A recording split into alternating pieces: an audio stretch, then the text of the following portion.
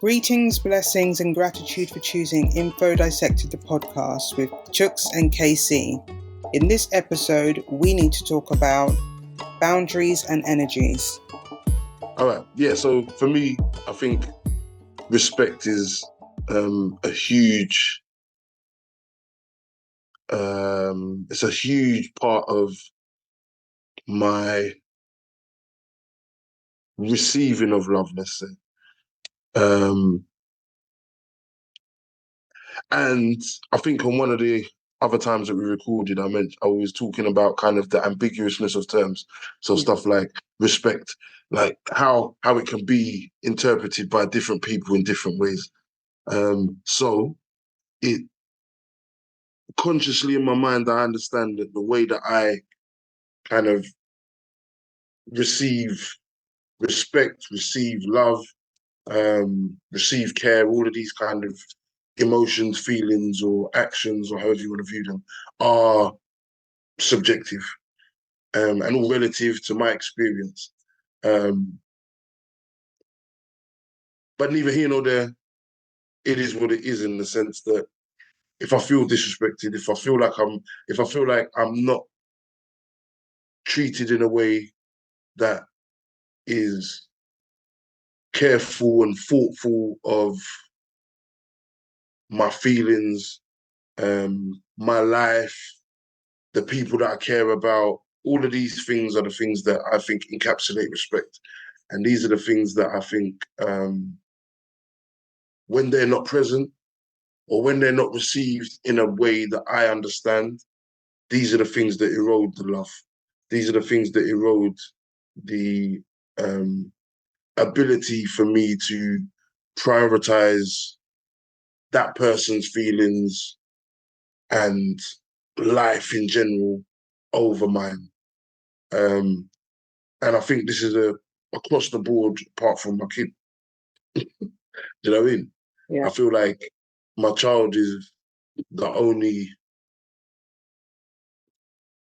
person that kind of is outside of that. And the only reason I can say that is because I've fallen out with somebody I considered a brother that was in that circle of no matter what, it is what it is, we ride, and that's what it is. And that showed me that it is possible that somebody can push you to the point where the respect is gone. And yeah, the love was still there. And yeah, I wouldn't. I mean, we had to get our hand. We had to fix it up and do all of that. But I wouldn't wish the bad things on them, which is something that I could quite easily do for someone that I've got no love for. So yeah, I think in short, for me, respect is a huge part of any and all relationships that I've had. And without it, I can be a cold person to you. You know? So yeah, I think when it comes to, I think the original question was, or part of the original question in my mind anymore was the scale of what's more important, what's more valuable, what's more, important. And for me, I think, for whatever reason, I think respect is more important to me than love, which is almost, like you said, I don't know whether it's the opposite to what you were saying, but I think that... No, we agree on respect being more important than love. However, I can love somebody without respecting them, whereas you don't have the ability to do that. Yeah. And I think for me, that just comes from a place of understanding that my expectations of people are not very often met. And I don't know whether I don't know whether that's because my expectations are too high, but that's even in cases where I reduce my expectations to the point where they're almost non-existent to accommodate somebody who repeatedly disappoints me. And I get to a point where it's like, why am I giving all this energy, love, respect, effort to a person who isn't able to give me the bare minimum? And even at bare minimum, they're still in a position to disappoint me. So I guess that's where my empathy kicks in. And I don't know how you feel about empathy, but I will just have an understanding that that person isn't able to give me what I give them, and or anything, because I don't look. It's not a tit for tat thing. I don't look for what I give, but there needs to be some kind of input, some kind of balance, some kind of reciprocity. Yeah. 100%. So if they aren't able to give me anything whatsoever, whether that's emotional, mental, spiritual upliftment, and I know it's just all very one-sided, I'm not going to hold that against them based on their inability to give me what I'm giving. Okay. Which means that I'm not going to say I don't love that person, but I can not respect that person based on their inability to try. And if you are going to try, you will be able to give me something, even if it's a morsel. And I shouldn't even be accepting of the morsel or the crumbs, but I know what I'm like. Come like you was just in my head quickly. I was literally about to be like, well, what are you talking about? Listen, I hear you. I hear you on a lot of the stuff you're saying. I hear you and agree with a lot of the stuff you're saying. I do think that there's something to be said for I don't know whether compatibility is the right word. I don't know whether understanding is the right word. But there's something to be said for the choice of words that you use when we're talking on this particular, just in this particular conversation, right? Of like, it's almost like there's an element of trying to like devaluing what you understand to be respect and saying it's, the things that you were saying about, that it's otherworldly stuff and it's stuff that, it's hard for people to meet these criterias and all of these things, right? To me, it on the surface, yes, it's like, okay, you're understanding that you have a higher level of expectations and these things empower you and put you at a certain point. But I think there's also this element of kind of thinking the list is too much. And there's nothing wrong with kind of being objective and saying, okay, maybe I'm expecting more than is I require. But there's also an element of saying, okay, there is, like, you're not an anomaly in the world. This is something that I had to kind of come to terms with. Yes, okay, I might not be the status quo or whatever the word is, but I'm not the only one that exists in the world. There are people out there that view things similarly, if not the same, but there are people that kind of are able to see and hear and understand what your expectations are.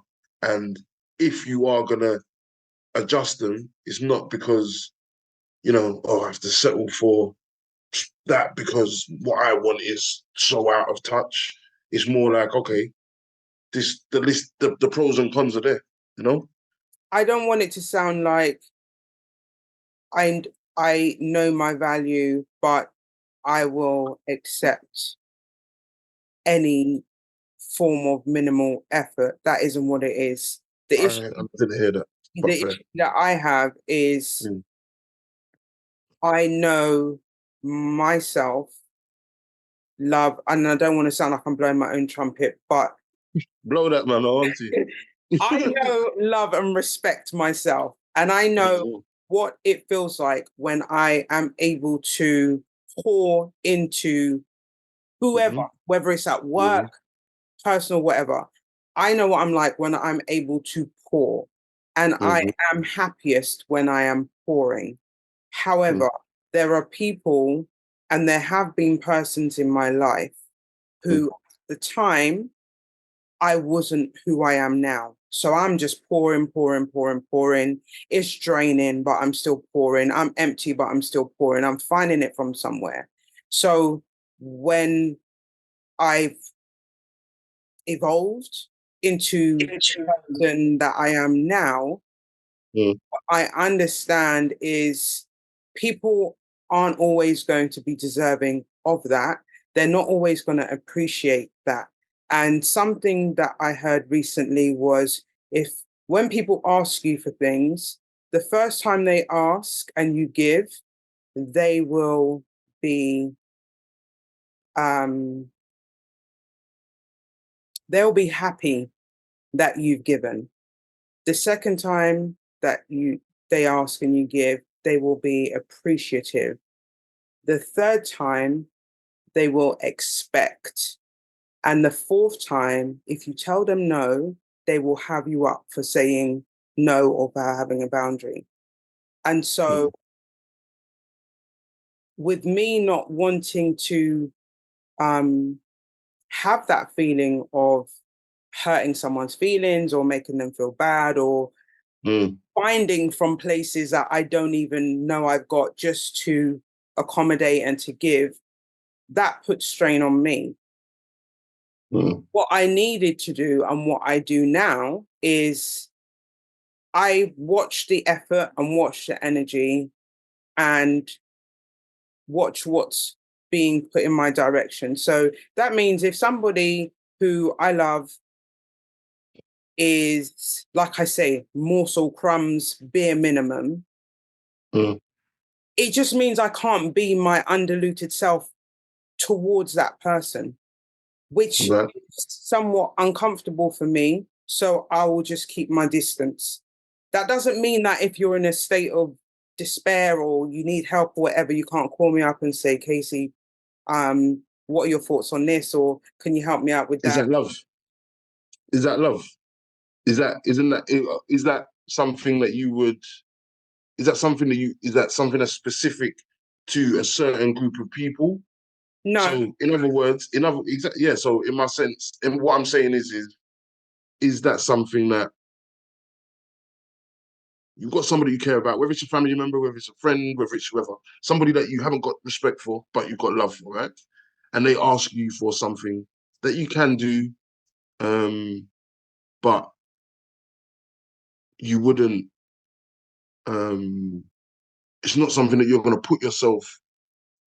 That could possibly be detrimental to your life because that's something that you know that they're not capable of deserving or being or receiving. it's not that deep. It's not that deeply thought about Right. because if anyone, even a child that I Right. work with, was to say, "Oh, Miss Bar," like literally, I will do for anyone what I'm able to do within my power.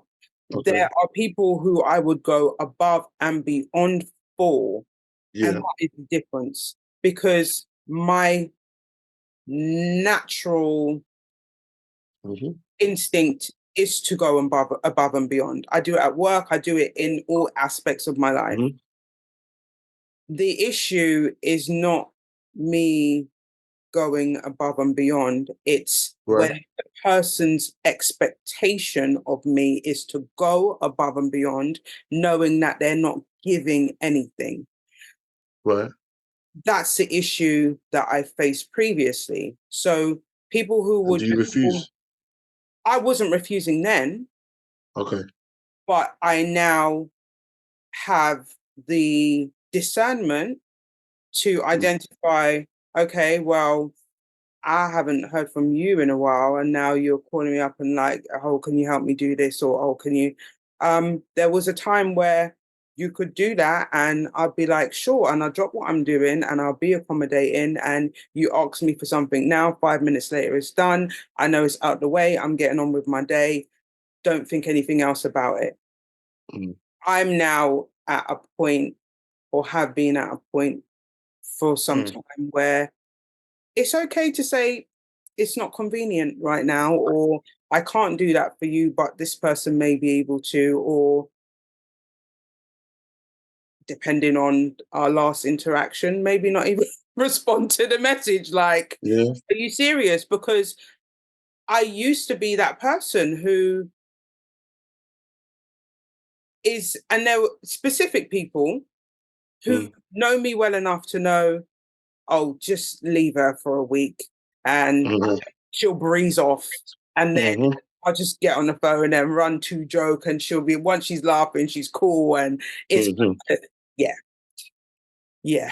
Let me ask you something before Go you go on. in. So I just wanted to say, you see that, what's the reason why you wouldn't say, well, you know, I could have dropped off a cliff over the last 3 months where you ain't phoned to check to see if I'm alive or I dead. hate that. And then you're going to ask, you hate what? The confrontation or somebody being confronted with the truth? Is No, that no, what you no. hate? So first of all, Because that's the truth, innit? That's the truth, innit, right? no, hold on. First of all, I don't like confrontation. You're completely correct in that regard. Okay. However, that whole, I could have got knocked over by a bus, I could have, so could I, is my response to that. I really did it, like my whole Yeah, but you've checked up on them, obviously. no. You've checked up on them. We're talking about the person that ain't checked to see if you're alive or dead. Mm. And then when the first time they contact you is to ask to borrow some money, or is to ask you to give them a lift somewhere, or is to ask them to ask you to or ask you to come and support them somewhere, or come and whatever it is. Now I'm not asking that. I'm not bringing that to the table because Because um it is confrontation. hmm And I certainly wouldn't be one to initiate confrontation. And if I am confronted with certain situations, I will do my best to just nip it in the bud as soon as possible. I'm not in a no long talking. hmm Are you I putting your just yeah. I was just before you. I know where you're gonna go. You're gonna go so round? far. I wanna stay here, right? And Okay. the reason I'm saying I want to stay here is because what I want to ask you is that confrontation, or is that stealing somebody's opportunity to grow? Because I say this because it is, that's how I hear it. I hear it originally. You were talking about, you give something someone for the first time, they're happy. The second time, they're grateful. The third time, they're expecting. Or and the fourth time was They're vexed they're because vexed if you don't say no, yeah. right? And I had a similar situation at work where I was giving, like, I was giving a guy a cigarette. He asked me the first time, I had enough, so I said, "Go on, take one." Boom, take another one. The next time he sees me, then it's like, right, okay, what, you don't buy cigarettes? I'm not saying it, but this is what I'm thinking in my head, because now it's like every other day. And then the day comes where I ran out of cigarettes, and I asked him, and he never had none. And fair enough, he might just not have had none. But I'm not gonna lie, it got me vexed, because I was like, right, okay, look, I've given you cigarettes for like the last 6 months, at least 1, 2, or 3 a week, and now I need a cigarette. You can't even give me a cigarette. Like, not even go. You better go find me one. Right, that's what I'm thinking. But he didn't even do that. Right. This is the conversation I'm having in my head. Right. Yeah. And then it comes. Then he had the cheek to ask me again. This is like probably like 2 weeks. And I said to him, brother, I'm gonna give you this cigarette, yeah, but you better sort out how you're affording your cigarettes. Cause I'm not here buying cigarettes for 2 people to smoke. Right. So find a way, yeah, to make sure that you can support your habit, because this is not what's gonna be happening. He was like, yeah, no problem, no problem. You know, this man, he won't, for the last 2 weeks, he'd asked me for one cigarette. And And we're yeah. still cool, and we're still blessed, and I still spud him every time I see him, and we still reason, and everything's cool. But he can't take that shame there because even though nobody, it's not like I've done it in front of people. Between me and him, he understands that he was taking the piss. And And you I think teach people how to treat you. right. And I think what I'm noticing from what I got from your explanation there, or your, I'm going to use explanation, even though it's probably not the right word, is that yes, you want to avoid the confrontation.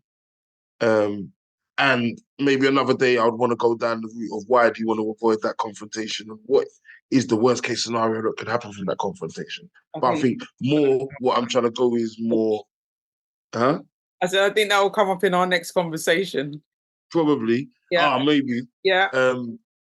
But I think more is more. It's more about, because you do have empathy and because you are somebody who feels for people, as another way of viewing it, I'm thinking that not saying to somebody directly straight, you like literally haven't even checked to see what you have not even checked. You have no idea about what my circumstances in life are now.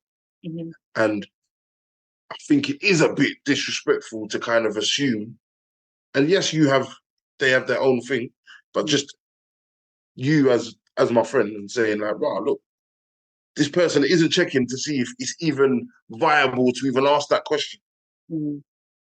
Because if they did know your circumstances in your life, you might not be the person they will call. But they haven't thought to check that in that moment, and they've put you in a situation where the person you are means that you might still feel obligated, because you got love for them, to do something that might not be constructive or productive for your life.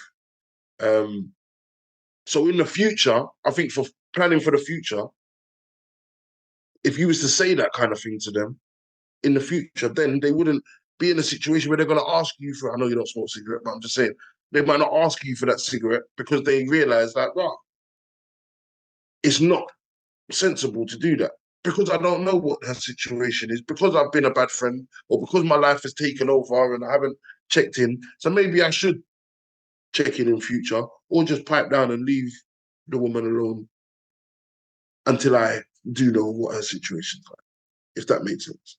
It makes a lot of sense. And as much as I'm talking about growth, I was actually in this very situation about maybe 4 months ago. Okay. When I received a phone call from someone who I wouldn't consider, well, I'd say they were more an associate, borderline, um, like we'll chat, but it's a music thing, okay? So it's not like we know family or children, or we have that kind of relationship. It's a one, I'm putting this out, blah blah blah. Or yeah. I will say that when this person contacts me, it's always to ask me for something. And there are things that I will say, sure, no problem. But based on it being a repeated thing, like there's never any, how you doing? What projects are you working on? That kind of thing. It's literally, sis, can you help me do this? Or sis, can you help me do that? So it's almost like when the phone rings, I'm thinking, oh, what they're going to ask for now. I'm not expecting a, how you doing? So on this occasion, they called and they explained their situation and they needed some money. And I know them well enough to know that they are not like a schemer, or they don't have a, like, I know this person to have a good heart. So for me, I was just like, okay, this is my situation. And my situation at the time is that I'd left my job without another job to go to because of how I was being treated at work. And so I didn't know what my pay was going to look like at the end of the month. I hadn't budgeted to be lending anyone anything. And he's explained that this is really dire. So I've said to him, I don't really have it. I've got this set aside, but what I've set aside, I need to use it on Friday. And I think it might have been like a Tuesday morning. So their response to that was, I get paid weekly. I will definitely have it on Friday. I'll give it back, blah, blah. So I was like, all right. So I did the transfer and I gave him the money. And my daughter turned to me and she said, Mum, don't you know how to say no? Like, why? Why did you do that? And then Nearly said your daughter's name. I was like, let me salute her. Let me salute her quickly. I salute her because she then went into I'm a reader of energy, but she obviously she's only 13, so whether that's something that will develop in her, she's not good at walking into a room and reading the energy. So maybe those skills just haven't developed. Maybe it's something that she's not interested in, like facts are facts, and I ain't got time for no energy reading. You are who you are. But she said every time he calls you, he's asking for something. No way. Yeah. And it's like, So she's definitely reading energy then. There are conversations that I don't have, but like there are conversations where if my phone rings, I will take myself away from my children because it's not everything. Like if my phone rings and I know somebody who swears a lot, I will take myself away because I don't want them overhearing them kind of things. And it may not be that the person is cussing, but they just use it. So he's not that kind of person. So when the phone does ring, I don't take myself away. And they're always hitch up around me somewhere. So yeah, she is aware that when this name comes on my phone, it's like, oh, what's he want now? I could never. So yeah, on this occasion, she was like, you should have just said no. Why didn't you say no? And I said, I kind of put myself in my grand mode, which is, when you give, you'll receive. You'll get it back from somewhere and blah, blah, blah. Like I'm taken care of, whatever. Was that the truth? She just said no. Like she not in a disrespectful way, but she weren't interested in my rap. Like, fandangling and talking around and the way she said it, like, you ain't got no job in 2 weeks, like, we gotta eat and blah, blah, blah. But I was confident I would get the money back. And what actually happened was, and I don't know why he didn't ask his sister in the first place, but about an hour after I'd done the transfer, he called me back and he said, sis, I felt bad about your situation. I was desperate, but I understand that you were trying to help me from a place that you didn't really have it. So I've asked my sister, she's given me the full amount because I couldn't even give him the full amount that he needed. Even if I had it, I wouldn't have felt comfortable doing that. But he said his sister's giving him the full amount, so he's going to transfer the money back, and that was it, boom. So for me, I had helped and shown willingness to help in a situation that I could have said no. And that was enough for me. I think my issue is that it's not even an issue. My purpose is to help. And so that's why I love my job, because I'm helping kids. And that's when I get passionate or when I feel good, when I'm able to help. So with all that being said, I am aware that there are times where I need to say no. The confrontation thing is something that we will address in another episode. But it is definitely something that I understand, I recognize, and I have worked on. And I almost feel like in some areas, I've done a complete 360 so that I'm not even entertaining, or like you say, giving the energy off where people can even ask me for things. Because I know that another situation that I'm in right now where somebody was a family member was very disrespectful. And they're a person who I've had in and out of my life for many years. And I'm now at a point where I believe they understand that, like I said, give her a few weeks. Right now, it's probably been about 3 weeks, and she'll be cool. And lo and behold, 3 months have passed. I've got a message come through with, just trying to break the ice conversation. Still not being read. Like, when I'm done, I'm done. I know fully when I'm done, and I know fully when someone is taking the person who I am and using it to their advantage. So it's not like I don't have boundaries, but I do appreciate that. Yeah, there are times You that exercise those boundaries through silence rather than confrontation, 100%. Because at the point that I become silent, the person definitely knows what they've done. They definitely know. I mean, even if it's a case of me having expressed, because there was a time where I wouldn't say anything at all. And then I kind of looked at that and thought, well, I'm looking at this from my perspective, but they may genuinely not know what they've done wrong. So it's about me communicating what you've done wrong in the situation, how I felt disrespected, and then see what the actions are moving forward. If you take the information and feel like I'm disrespecting you based on how I'm explaining or what it is you've done, I say it sometime. Yeah. You stay over there and I'll stay over here. It's cool. If it's a case of them being apologetic and saying, do you know what? My bad. But then still going back and doing the same thing, you can my bad till God comes.